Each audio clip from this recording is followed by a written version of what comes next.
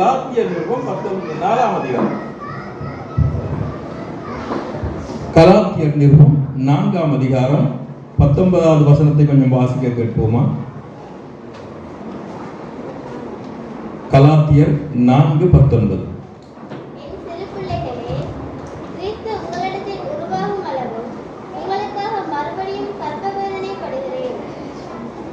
அப்போஸ்தலனாகிய பவுல் கலாத்திய சபையை பார்த்து இந்த காரியத்தை சொல்லுகிறார். என் சிறு பிள்ளைகளே, கிறிஸ்து உங்களிடத்தில் உருவாகும் அளவும் உங்களுக்காக மறுபடியும் கற்ப வேதனைப்படுகிறேன்.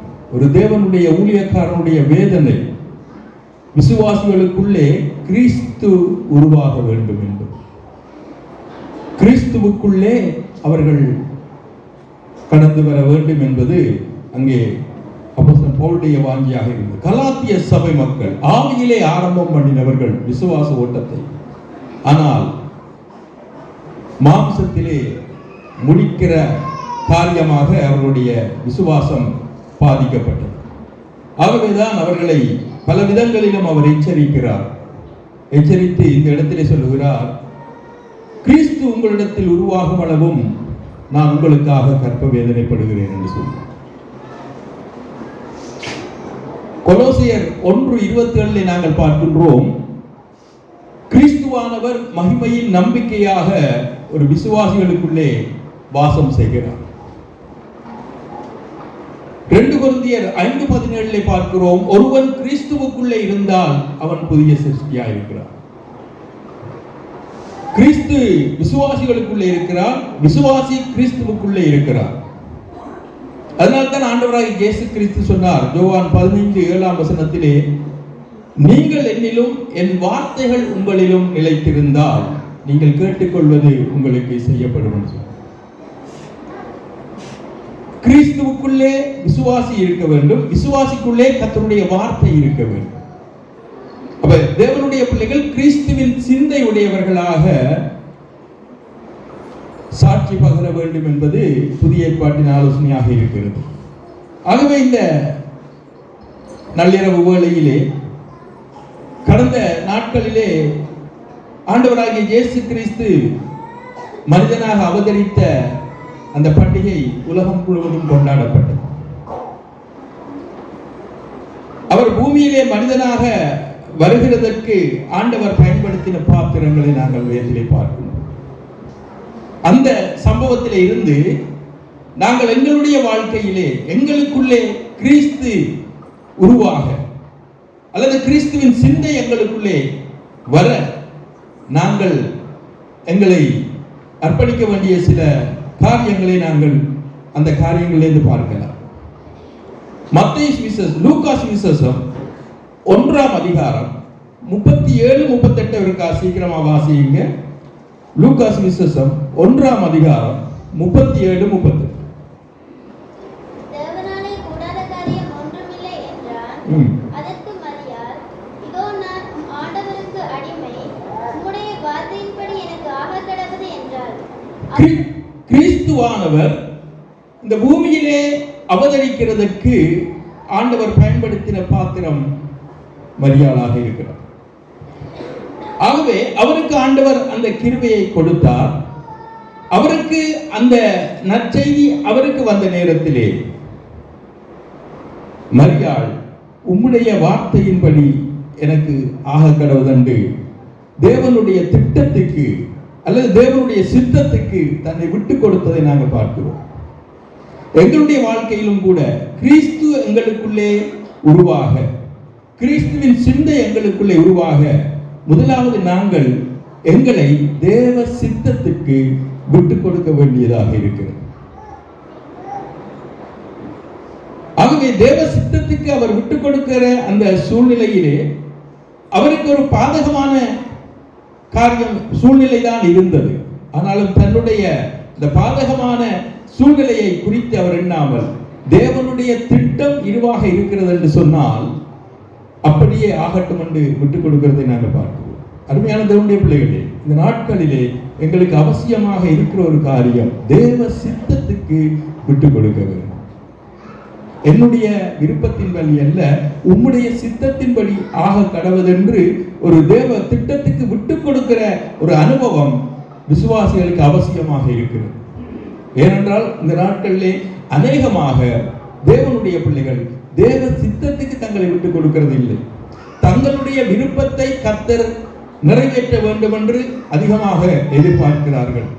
ஆனால் தேவனுடைய திட்டம் இதுதான், தேவனுடைய சித்தம் இப்படியாகத்தான் என்று அதை உணர்ந்து அதற்கு விட்டுக் கொடுக்கிறவர்கள் மிக குறைவாகவே இருக்கிறார்கள். ஆகவே கிறிஸ்துவின் சிந்தை எனக்குள்ளே உருவாக, அதாவது கிறிஸ்து எனக்குள்ளே பிறக்க முதலாவது தேவ திட்டத்துக்கு விட்டுக் கொடுக்க வேண்டிய அவசியம் இருக்கிறது. மத்தேயு சுவிசேஷம் 1ஆம் அதிகாரம் 19-20 கொஞ்சம் வாசியுங்க. மத்தேயு சுவிசேஷம் 1ஆம் அதிகாரம் 19-20. அவள் புருஷனாகிய யோசேப்பு நீதிமானாய் இருந்து அவளை அவமானப்படுத்தினது மனதில்லாமல் ரகசியமாய் அவளை தள்ளிவிட யோசனையாய் இருந்தான். அவன் இப்படி சிந்தித்துக் கொண்டிருக்கையில் கர்த்தருடைய தூதன் சொப்பனத்தில் அவனுக்கு காணப்பட்டு, தாவீதின் குமாரனாகிய யோசேப்பே, உன் மனைவியாகிய மரியாளை சேர்த்துக்கொள், ஐயப்படாதே, அவளிடத்தில் உற்பத்தியாய் இருக்கிறது பரிசுத்த ஆவியினால் உண்டானது. இப்பொழுது மரியாளும் யோசேப்பும் கூடி சேர்ந்து வாழ்வதற்கு முன்பாகவே மரியாள் கர்ப்பவதியா இருக்கிறாள் என்று அங்கே பேச்சு அடிபடுகிறது. யோசேப்பு ஒரு நீதிமானாக இருக்கிறார். அவர் அந்த மரியாளை, தனக்கு மனைவியாக இருக்கிற அந்த மரியாளை இரகசியமாக தள்ளிவிட ஒரு தீர்மானம் எடுக்கிறார். அங்கே ஜனங்களுக்கு மத்தியிலே அவளை அவமானப்படுத்த மனமில்லாமல் ரகசியமாய் தள்ளிவிட, அந்த நேரத்திலே தேவனுடைய தூதன் சொப்பனத்திலே, மரியாளுக்கு தரிசனத்திலே தேவதூதன் வந்து காரியத்தை சொன்னார். ஆனால் யோசேப்புக்கு சொப்பனம் மூலமாகத்தான் காரியம் சொல்லப்பட்டது. இங்கே நாங்கள் பார்க்கின்றோம், தேவனுடைய சத்தத்துக்கு கீழ்ப்படுகிறதை நாங்கள் பார்க்கின்றோம். அருமையான தேவனுடைய பிள்ளைகள், எங்களுடைய வாழ்க்கையிலும் கூட கிறிஸ்துவின் சிந்தையிலே நாங்கள் வளர தேவ சத்தத்துக்கு கீழ்ப்படிய வேண்டும். தேவ சத்தத்தை புரிந்தவர்களாக இருக்க வேண்டும். இன்றைக்கு அநேகமாக தேவனுடைய பிள்ளைகள் தேவனுடைய சத்தத்துக்கு கீழ்ப்படுகிறதை பார்க்கிலும் வேறு சத்தங்களுக்கு கீழ்ப்படுகிற அங்கே அனுபவங்களை நாங்கள் பார்க்கிறோம். இந்த நாட்களிலே எப்படி தேவனுடைய சத்தத்துக்கு நாங்கள் கீழ்ப்படிய முடியும்? எப்படி தேவனுடைய சத்தத்தை நாங்கள் கேட்க முடியும்? அது கர்த்தருடைய வார்த்தையின் மூலமாகத்தான். ஆகவே கர்த்தருடைய வார்த்தையின் சத்தத்துக்கு கீழ்ப்படுகிறது அவசியம். கிறிஸ்து எனக்குள்ளே உருவாக, கிறிஸ்துவின் சுபாவம் எனக்குள்ளே வர, கிறிஸ்துவின் சிந்தை எனக்குள்ளே வர முதலாவது தேவனுடைய திட்டத்துக்கு எங்களை விட்டுக் கொடுக்க வேண்டும் என்று பார்க்கிறோம் மரியாளுடைய அனுபவத்திலே. இங்கே யோசேப்பினுடைய அனுபவத்திலே பார்க்கிறோம் தேவனுடைய சத்தத்துக்கு கீழ்ப்படுகிறார். ஆகவே தேவனுடைய சத்தத்தை அறிந்து புரிந்து அதற்கு கீழ்ப்படுகிற அனுபவம் தேவை. ஆண்டவராகிய இயேசு கிறிஸ்துவினுடைய பிறப்பின் நற்செய்தி மேய்ப்பர்களுக்கு அறிவிக்கப்பட்டதை நாங்கள் பார்க்கிறோம். கொஞ்சம் வாசியுங்க. லூக்கா சுவிசேஷம் 2ஆம் அதிகாரம் 10, 11, 12 வாசிங்க. லூக்கா தேவதூதன் அவர்களை நோக்கி, பயப்படாதிருங்கள், இதோ எல்லா ஜனத்துக்கும் மிகுந்த சந்தோஷத்தை உண்டாக்கும் நற்செய்தியை உங்களுக்கு அறிவிக்கிறேன். இன்று கர்த்தராகிய இயேசு கிறிஸ்து என்னும் இரட்சகர் உங்களுக்கு தாவீதின் ஊரிலே பிறந்திருக்கிறார். பிள்ளையை துணியில் சுற்றி முன்னணியில் கிடத்தியிருக்க காண்பீர்கள். இதுவே உங்களுக்கு அடையாளம் என்றார். இதுவே உங்களுக்கு அடையாளம்.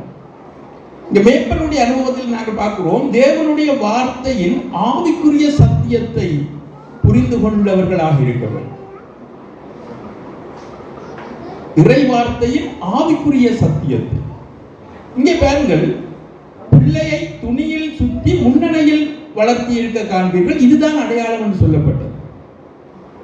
இயேசு கிறிஸ்துவனுடைய பிறப்பை குறித்து ஆதியாகமத்திலே இருந்தே தீர்க்க தரிசனங்கள் சொல்லி வருகிறதை நாங்கள் பார்க்கின்றோம்.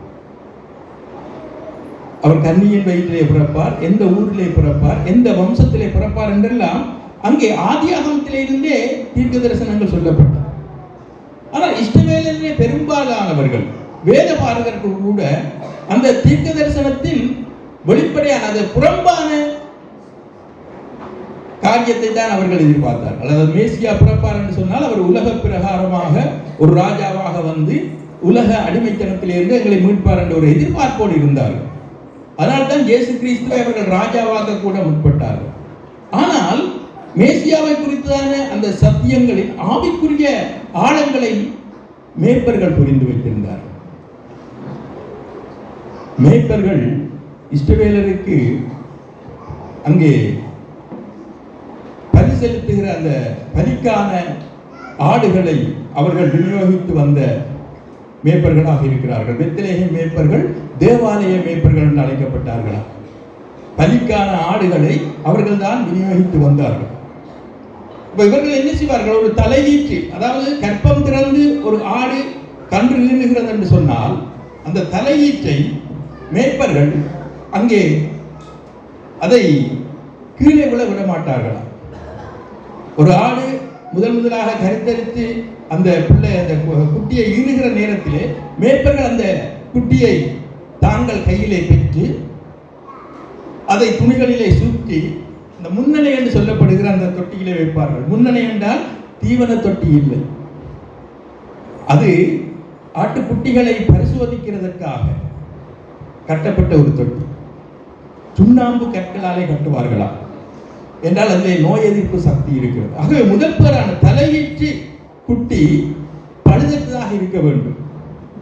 ஆகவே அந்த குட்டியை இவர்கள் பெற்று துணியிலே சுற்றி முன்னணியிலே வைத்து பரிசோதிப்பார்களா, எல்லா அவயவங்களையும் பரிசோதிப்பார்களா. பரிசோதித்து அந்த குட்டியிலே எந்த விதமான பழுதும் இல்லை என்று சொன்னால் அவர்கள் அந்த மந்தையின் துருகம் என்று சொல்லப்படுகிற கோபுரத்திலே நின்று கர்த்தரை துதித்து பாடுவார்களா.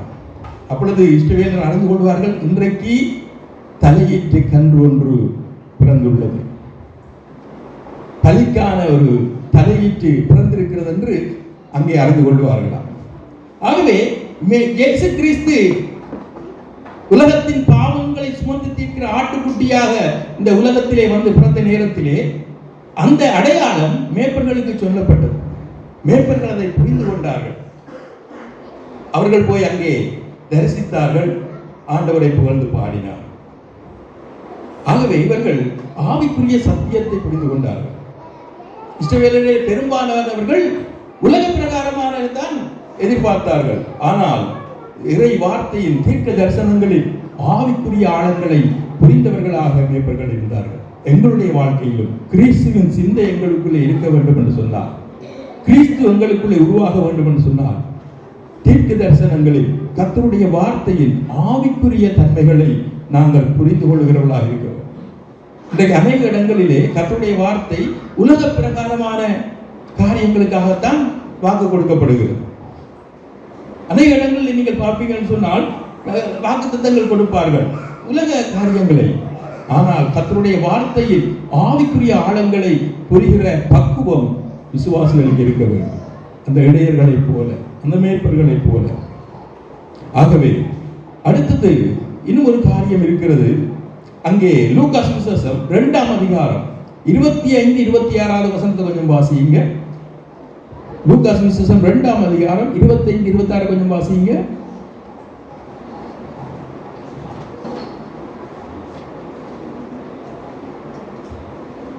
வாசிக்கிறீங்களா பிள்ளை?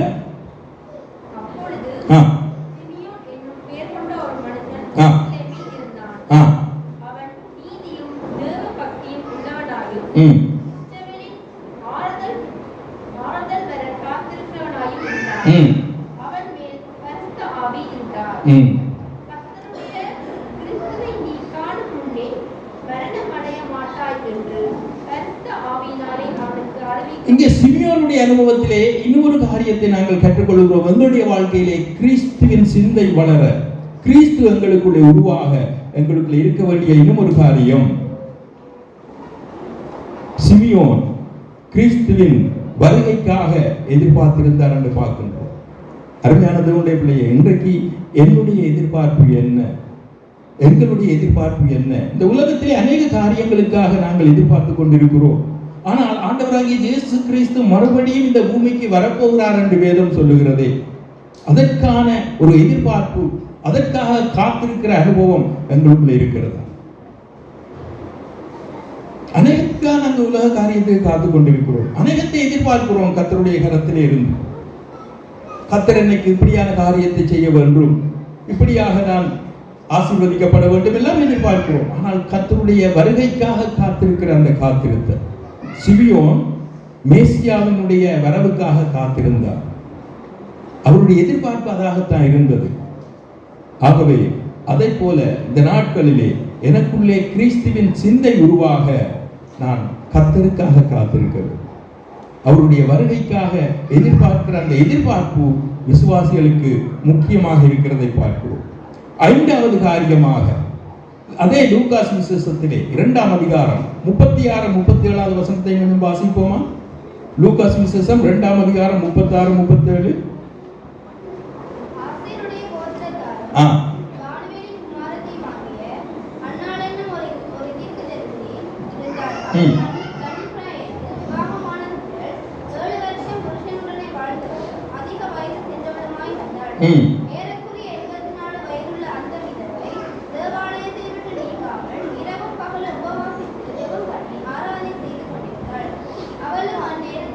சரி, உலக சிற்றின்பங்களை வெறுத்து கர்த்தருடைய பிரசன்னமாகிய பேரின்பத்தை தேடின அந்நாளை குறித்து நாங்கள் இங்கே பார்க்கணும்.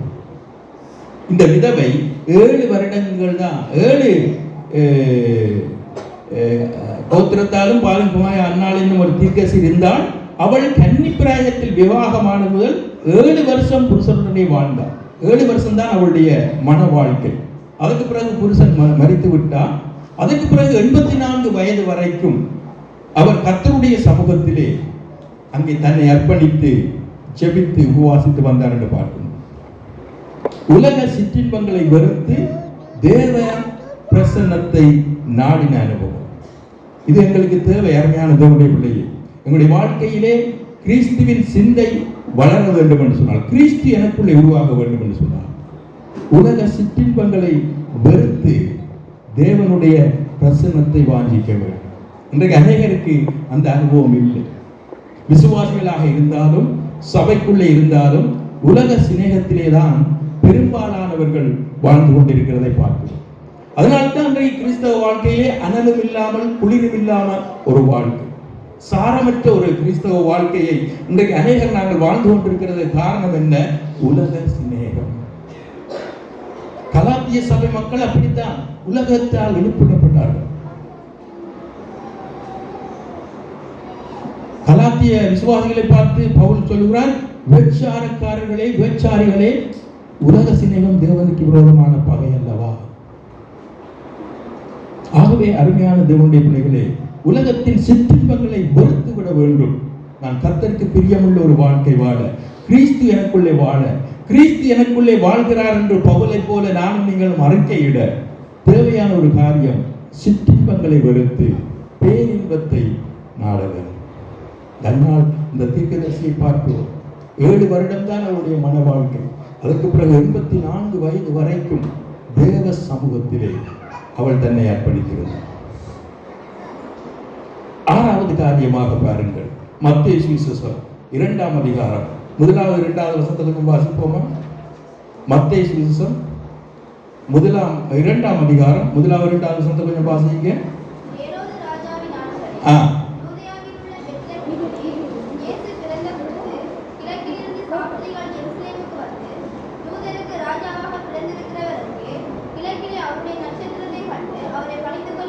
அவரை பணிந்து கொள்ள வந்தோம் என்றார்.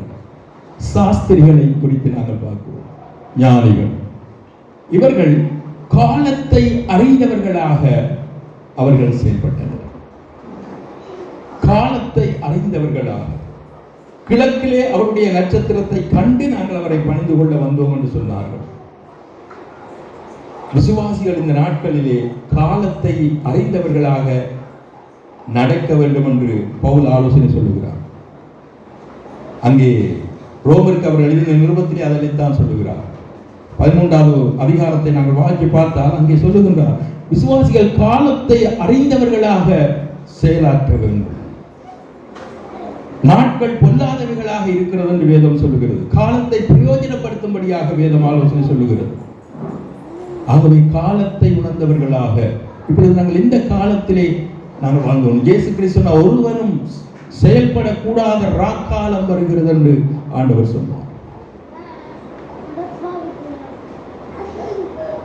சங்கீதக்காரன் சொல்லுகிறான், ராக்காலத்திலே தேவனுடைய சமூகத்திலே இருக்கிற ஊழியக்காரரை கர்த்தரை துதியுங்கள். இது ஒரு ராக்காலம். இந்த ராக்காலத்திலே அதிகமாக கர்த்தரை நாங்கள் தேட வேண்டியவர்களாக இருக்கிறோம். கர்த்தரை நாங்கள் அதிகமாக சேவிக்க வேண்டியவர்களாக இருக்கிறோம். இன்றைக்கு நாங்கள் நான் பாடு, என் பாடு, என் குடும்பம் பாடு என்று போய் கொண்டிருக்கிறோம். அநேகமாக நாங்கள் ஞாயிற்றுக்கிழமை வந்து ஆராதித்து விட்டு போய்விட்டால் என்னுடைய கடமை முடிந்தது என்று சொல்லுகிறோம். சில வேளையே தசமபாவமோ காணிக்கையை கொடுத்துட்டு போனால் முடிஞ்சது காரியம் என்று சொல்லுகிறோம். ஆனால் கர்த்தருடைய காரியங்களை செய்ய இன்றைக்கு சபையிலே நபர்கள் இல்லை. அநேகர் என்ன நினைக்கிறோம், அது போதகரும் போதகருடைய குடும்பத்தின் மேலேயும் விழுந்த கடமை என்று நினைத்து விடுவோம். அது அவர்கள் மேல் விழுந்த கடமை, அவர்களுக்கு கொடுக்கப்பட்ட பொறுப்பு, அவர்கள் தான் அதை செய்ய வேண்டும். இல்லை, அருமையானது. காலத்தை உணர்ந்தவர்களாக, காலத்தை புரிந்து கொண்டவர்களாக, கர்த்தருடைய வருகை சமீபமாக இருக்கிறதுனாலே அதிகமாக கர்த்தருடைய காரியமாக செயல்பட விசுவாசிகள் ஒருமனப்பட வேண்டும். அங்கே பாருங்கள், அங்கே ஞானிகள் ஒன்றுபட்டு வந்தார்கள், சேர்ந்து வந்தார்கள். கடைசியாக பாருங்கள், அதே மத்தேயு 2ஆம் அதிகாரத்திலே 11வது வசனத்தை கொஞ்சம் வாசிங்க. 11வது வசனம்.